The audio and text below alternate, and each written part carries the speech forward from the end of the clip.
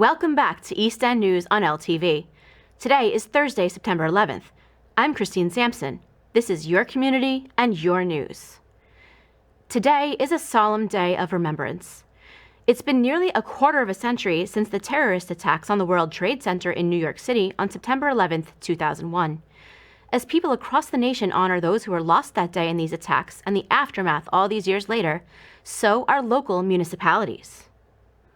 343 American flags waved in the wind this week outside the Southampton Town offices and Hampton Base. Employees in the Department of Public Safety and Emergency Management reflected on the losses sustained in the terrorist attacks on September 11, 2001, as they planted the flags for all to see. It's just one way that local folks are remembering 9/11. There are a lot of people to this very day who are still suffering from and unfortunately succumbing to 9/11 related illnesses too. So we keep them in our thoughts and in our minds regularly, and it's an unfortunate thing that we have to still see that suffering on an ongoing basis. Flags are flying at half staff as remembrance ceremonies take place around town.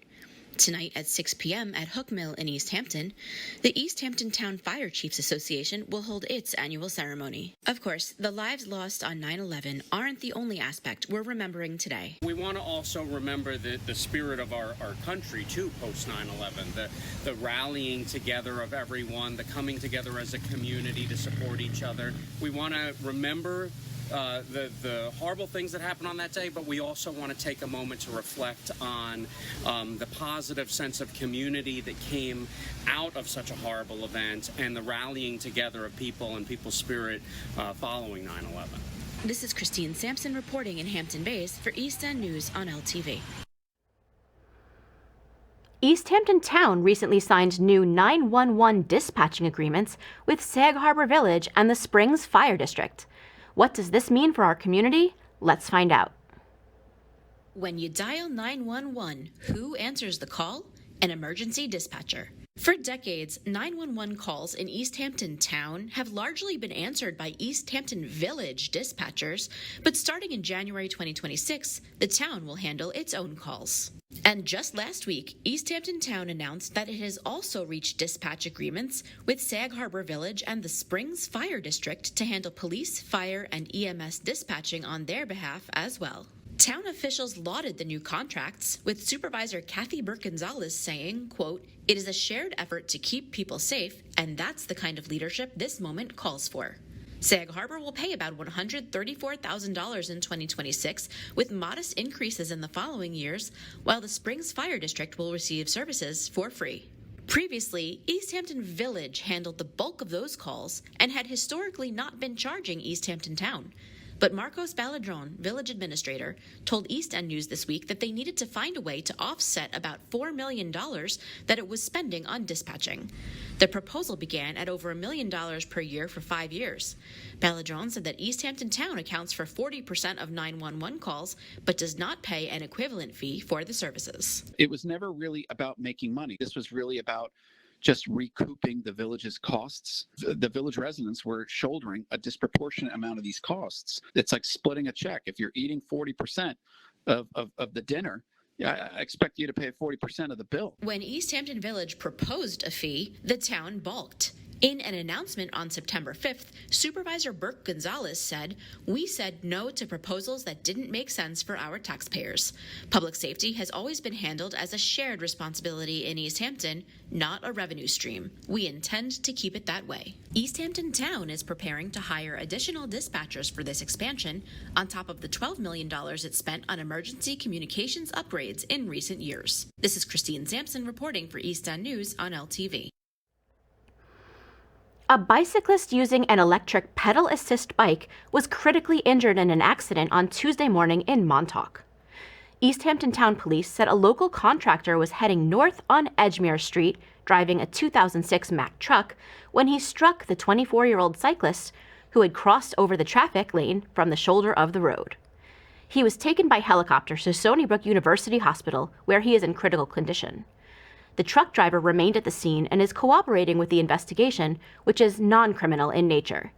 Police are asking anyone who may have seen the accident to contact them at 537-7575. Also in Montauk, a federal funding gap threatened to cancel a key dredging project at Montauk Inlet. But the East Hampton Town Board stepped in to close that gap by approving $1.1 million on Monday this week so that the project can move forward. The dredging is important because the current depth of the inlet makes it near impossible for fishing boats to dock and offload their fresh catch. Dredging can only be done during certain times of the year. Any delay would have been devastating to the hamlet's maritime economy. Town Supervisor Kathy Gonzalez said in a statement that Montauk's fishing families depend on this inlet. She continued, "This was our one shot.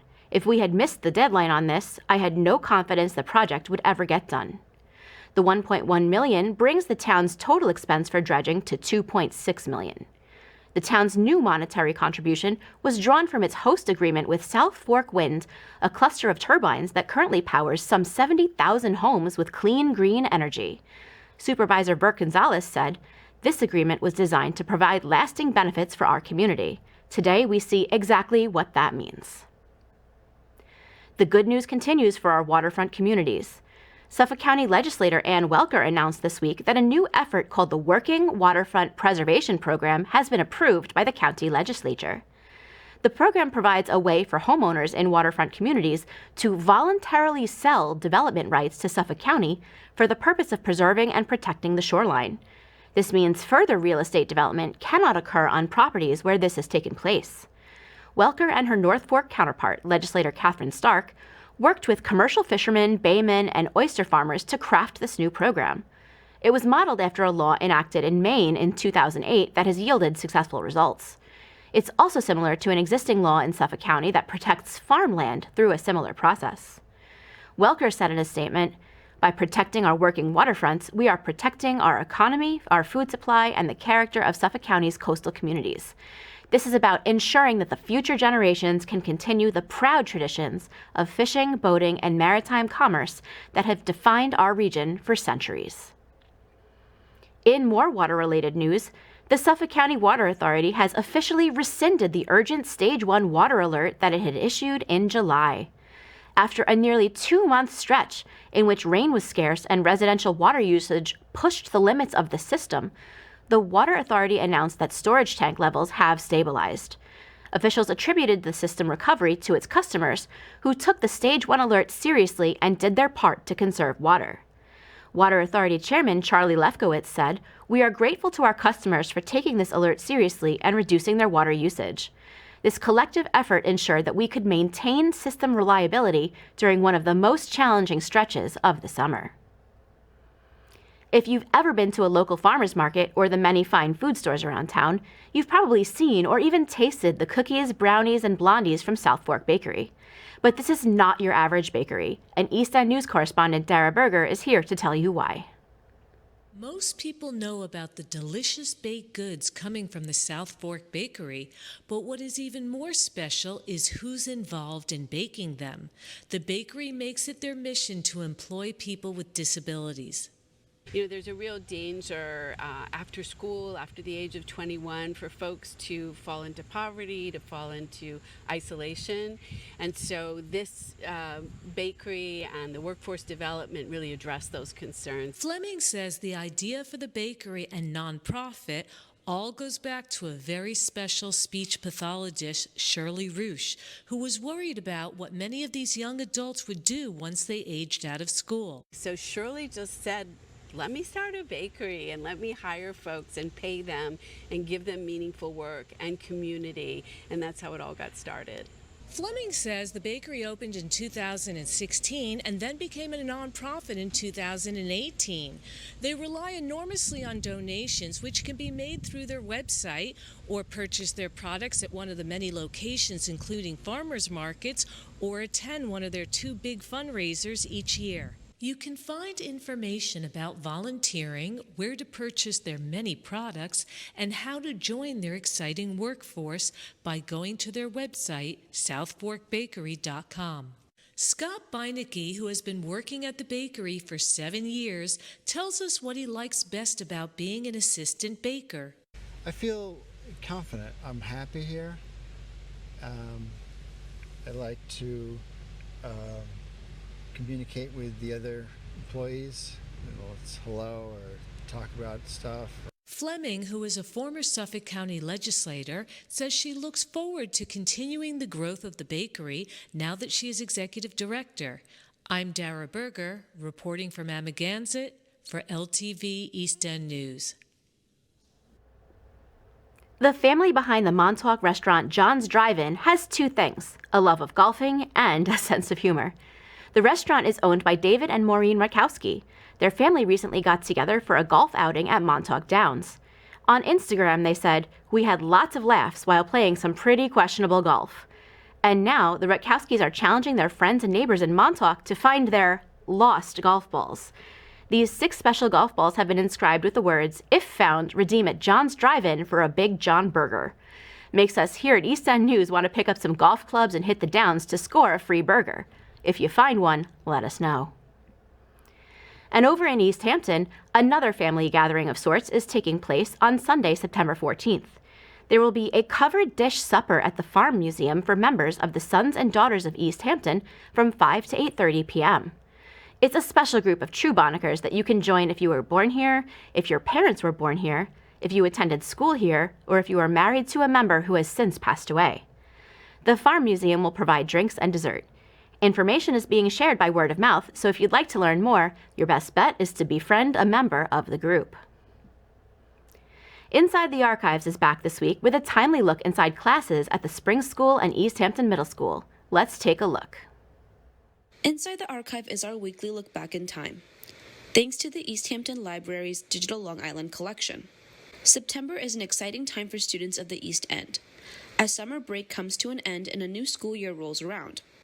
In the early 90s, both Springs School and East Hampton Middle School students filmed their school days and special events going on during the year. In A Day at the Middle School, students walk us through their typical school day. This is an 8th grade elective. These students signed up for this particular class. They want to be here. They'll be here for a full year. What we do down here are conventional projects, basic shop projects, and what we also do are some things that relate to what's going on out in the real world. This particular vehicle over here is a pickup truck that Eric designed on paper, built it, constructed it, and he's now adding safety features to the vehicle to make it safe.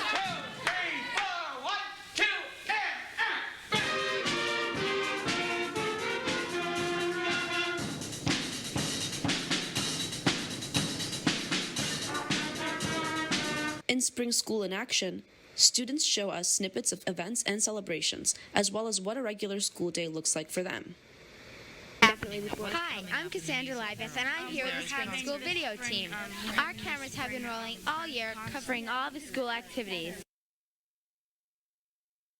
All the children that participated really exceeded my expectations of what I thought they were going to do. They did a very nice job, put a lot of time and effort in their projects, and they should be very proud of themselves. It's very nice.